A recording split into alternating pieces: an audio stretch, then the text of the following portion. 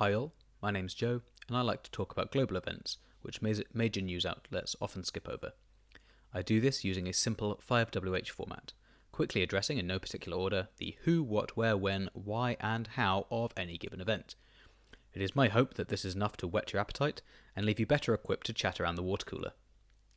As a quick aside, this week might be a little bit rougher than normal.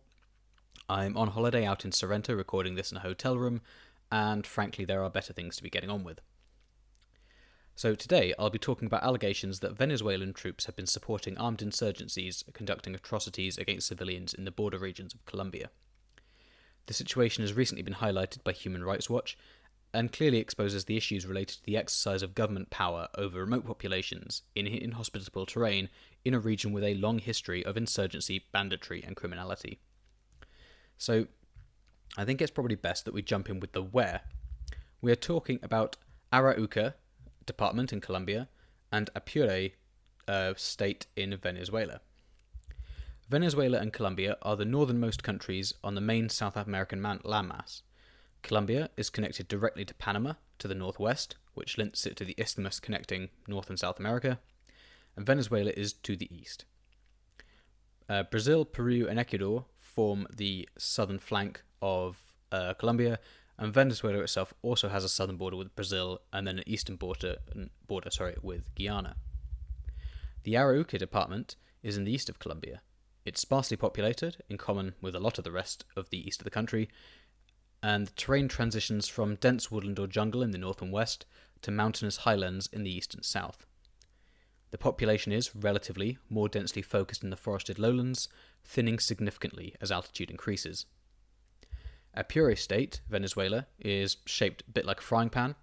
The handle of the pan extends across the northern border of Arauca, and the main mass, sort of the pan of the state, is located mostly actually to the west of Arauca.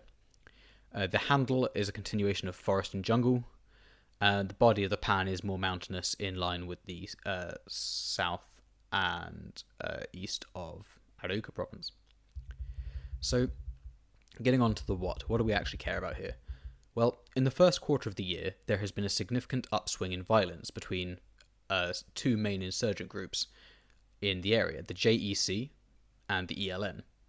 These groups had formerly been cooperating.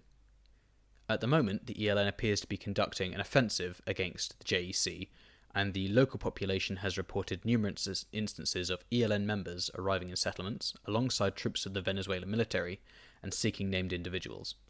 These individuals are then executed on the spot or detained, and a significant number of those who are detained are often found dead shortly afterwards. Both sides have also used more traditional terrorist tactics, including the use of car bombs against civilian targets. The groups are also reportedly enforcing codes of social conduct. I wouldn't necessarily go as far as to call them laws, but something similar. A significant portion of their less violent activities includes meting out punishments for theft, acts of violence or other perceived offences. Further to that, they're also taking on a sort of pseudo-regulatory role. They've been issuing fishing permits, controlling debt repayments, mandating closing times for businesses, bars, as well as enforcing curfews. In some respects, it appears they're enforcing what they consider to be the main roles of a state. However, perhaps unlike a state, at least a modern state, these groups' main means of enforcing their rules appears to be disproportionate and gratuitous violence. Colombian police have reported 103 murders in the Arauca province between January and February, and this is the highest level on record since 2010. This also needs to be very heavily caveated. There are numerous social pressures, most importantly the eternal rule of snitches get stitches, which discourage people from reporting crimes against them, so it is likely that the death toll is significantly higher. You can also then consider the terrain of the region that makes it quite easy for bodies to disappear, more or less without a trace. We also need to have a look at some of the reported abductions. While a significant number of them very rapidly become homicides, there also remain a significant number of missing people. The underlying causes for these disappearances remain unclear, but there is circumstantial reporting to suggest that forced exile is being used as one of the punishments at the group's disposal. These abductions and disappearances also provide an avenue of recruitment for the groups. Adolescent males, in particular, have been reported as being taken at gunpoint with threats made against their family in order to induce compliance. To date, the Colombian authorities have been taking action against this, although it appears to have somewhat limited effect. And we'll discuss a little bit of what's been going on shortly. So now we'll get on with the WHO. And I think we're going to have to start with the civilian population, as they are the centre of all of this. So, close to 4,000 people are reported to have having fled their homes in the first quarter of 2022, out of a total population of approximately 270,000 in the Arauca department. As with the numbers of homicides mentioned earlier, however, I think the real number may be markedly higher, as there are still the social incentives not to come out with crimes or abuses committed against them. We also need to consider amongst this population that approximately 5,000 of the members of the population are those of indigenous origin, and it appears that due to their the more remote lifestyle and other pressures against them, that they are suffering disproportionately from the burdens of this uptick in violence. So, broadly speaking, the inhabitants live on a wide socioeconomic spectrum, but a non-trivial number live as subsistence farmers or rely on some element of hunting and gathering to support their lifestyles. This, again, as per my comment regarding the indigenous, means that they are more prone to suffer from the effects of things like curfews and enforced limitations within their village. They're not cut off to only being able to pop to their local shop. They're cut off from, access to wild food supplies. In terms of the insurgent type groups, we'll start off with the JEC, or the Joint Eastern Command. So the JEC are a insurgent criminal organisation which is headed up by a bunch of former members of the FARC or FARC. This in turn was a leftist revolutionary group which waged a bloody civil war against the Colombian government since the mid-60s. FARC signed a peace deal with the government in 2016. This led to upwards of 13,000 fighters giving up their weapons and joining an agreed process to re-enter society as civilians.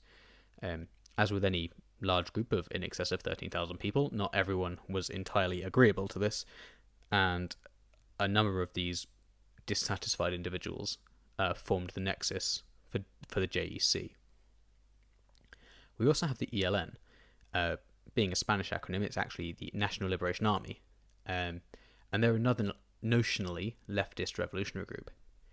They're significantly smaller than FARC was in its heyday, but now probably on par roughly with the JEC, and this group has remained active despite efforts to bring about a similar negotiated surrender. So why we're interested in what these guys are up to at the moment is that, as with any revolutionary or insurgent group since the dawn of civilization, these groups have had to seek a source of funding to support their operations. In practice, this has led to criminal activity and actions which prey upon the local civilian population. In this case, their unique geography has provided them with a particularly lucrative source of income, i.e. narcotics. We'll discuss this more in detail later, but I think there needs to be a recognition that these groups are less like your sort of stereotypical insurgent group like Al-Shabaab, and probably have some connections that are pretty close to being a cartel or a mafia. We also then have the Venezuelan troops that have gotten involved. The local civilian population have reported that the troops they've seen have been wearing the insignia of the FANB, and the GNB. The FANB is the National Bolivarian Armed Forces of Venezuela. If you want to know why we care about the Bolivarian bit of that name, Mike Duncan's Fantastic Revolutions podcast has a series on the Latin American revolutions, and that will tell you everything you need to know about Bolivar.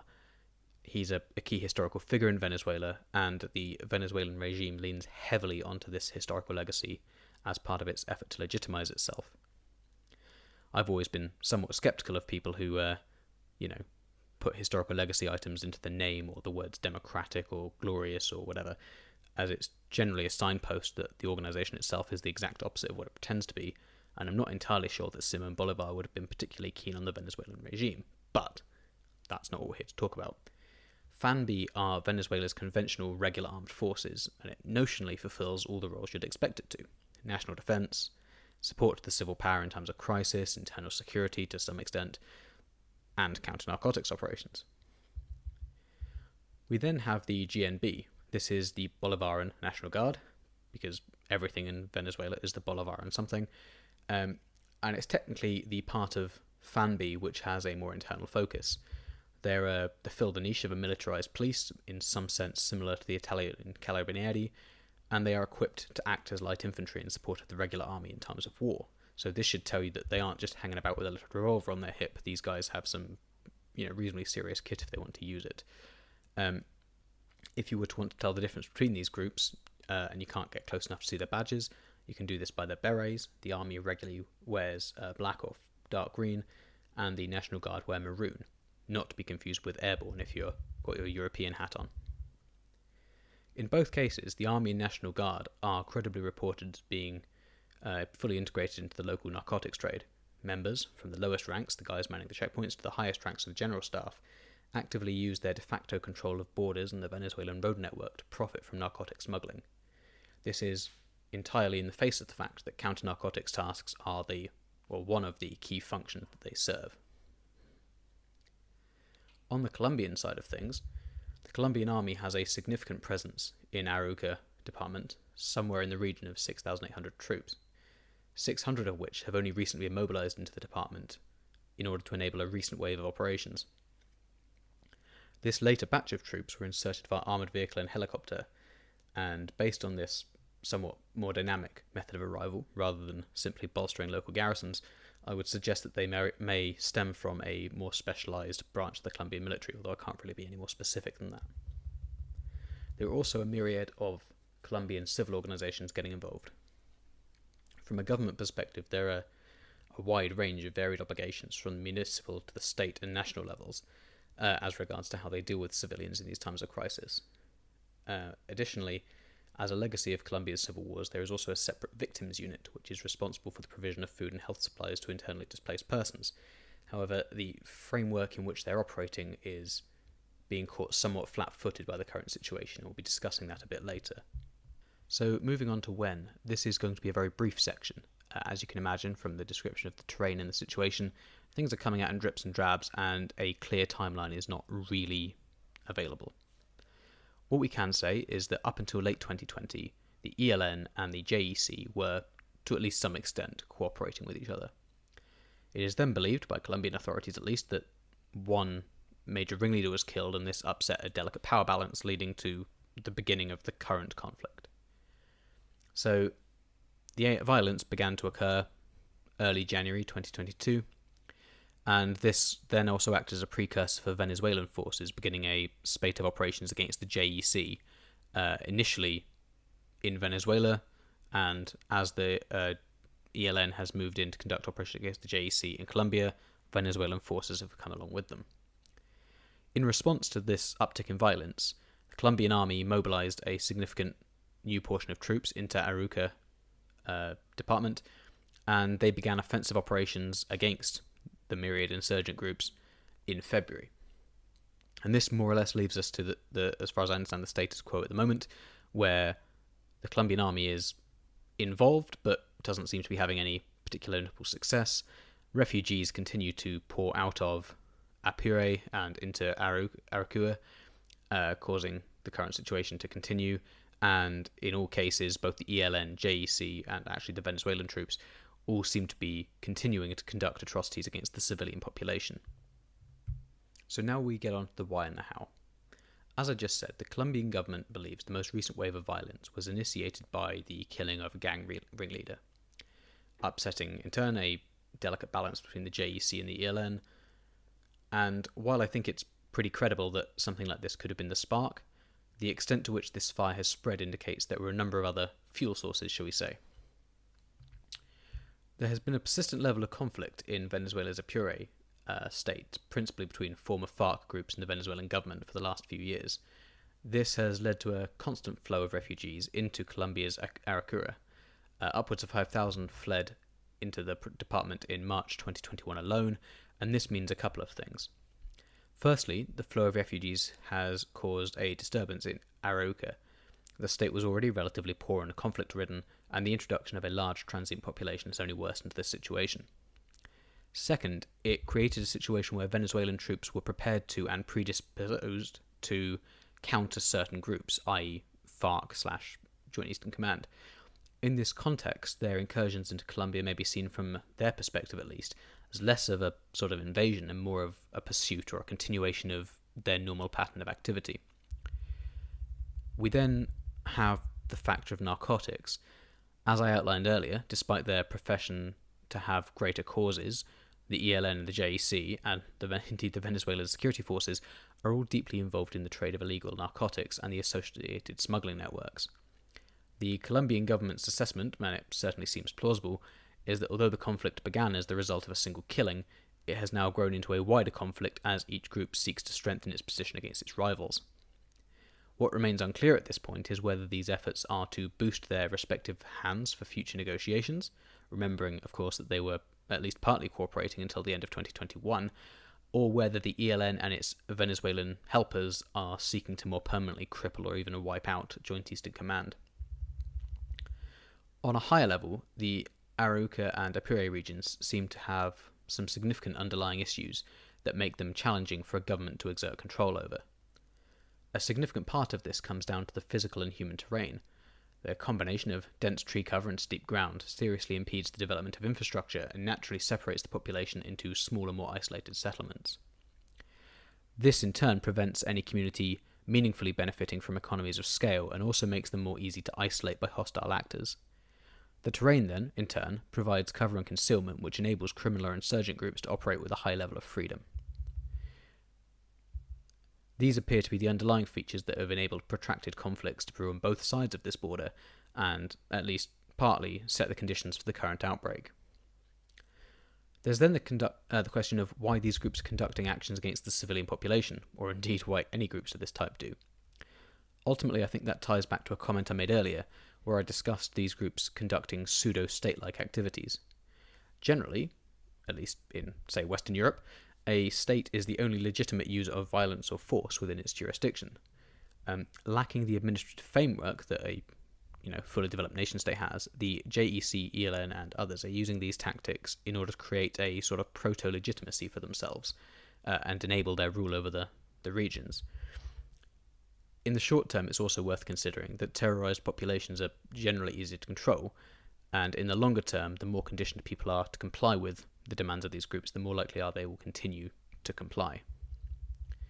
There's also a possibility I considered that these groups are just bad at targeting, be it they detaining air quotes informants who have never had anything to do with the conflict, or the reports of a JEC car bomb that hit a building which contained human rights groups and community organisations. In this latter case, the JEC claimed that the building was an ELN Urban Command Centre headquarters. If you take this at face value, it clearly indicates these groups don't have their particular fingers on the pulse of the communities they're operating in, and insurgencies with this lack of contact rarely do well.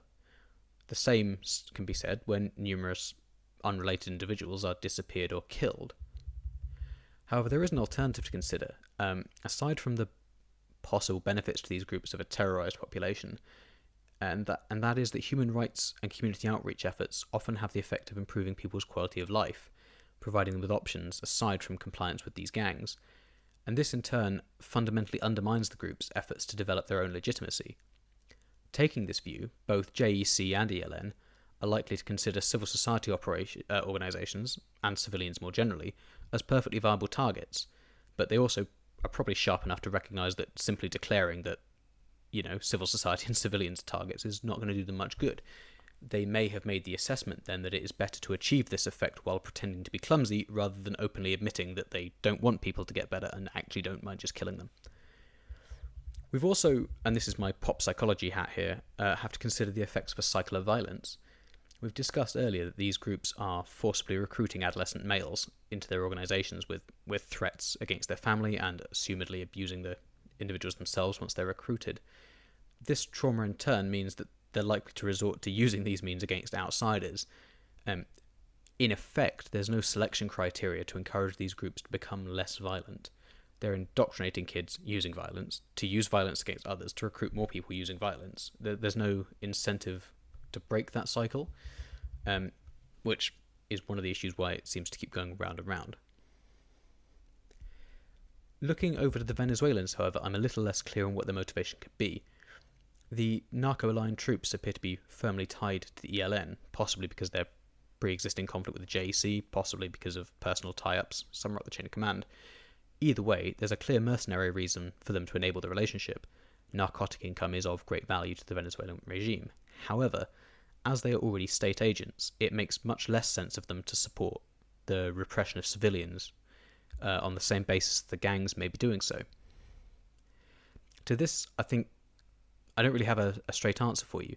I'm not sure that these atrocities are being authorized at any sort of higher level, but from the ground level, it may simply be that they're so used to cooperating with the ELN that they carry out these activities as routine. We've then finally, and somewhat sadly, got the issue of why this isn't being solved. And I think the main issue is that at the moment Colombia is lacking in resources for this. As I said, the state is already reasonably poorly off. It has its own problems, and increasing this with a new swathe of, well, conflict, refugees, and all the associated burdens that come with them is placing more strain than they can deal with upon the local government. We also have to consider that military operations might treat the symptoms of a problem, shooting terrorists, but this doesn't necessarily solve the problem of what creates terrorists in the first place. There's also a legal difficulty coming on. So the new refugees seem to fall into a grey space. Colombia has a series of victims laws designed to support the victims of their extensive civil war. However, the current uptick in violence is not part of a civil war, it's part of gang conflict, and therefore funding doesn't appear to be allocated for, from the national level to deal with this. Now, this is clearly something that can be fixed with sufficient political will, but it will inevitably require all parties to overcome some significant institutional inertia to reorient and fix this issue. So, by means of wrapping this up, I hope that's given you a bit of food for thought to consider why we've got a persistent cycle of violence happening on the Colombian-Venezuelan border. I think whichever way we look at it, this looks to be a bit of a nightmare for the local population, and it seems to be that while there is no quick fix, there are certainly some measures the Colombian government could take that would at least ameliorate the suffering of these people. Otherwise, I guess that's me. Thanks for listening. I'm thoroughly enjoying my holiday out in Italy, and I hope you've enjoyed me reaching out to touch base with you anyway. If you've enjoyed it, please hit follow or subscribe or like, or depending on what platform you're listening to. And please join me on Facebook and Instagram. Just search 5WH Pod and join the page. I'd love to hear some feedback from you. Otherwise, thanks and see you soon. Cheers. Bye.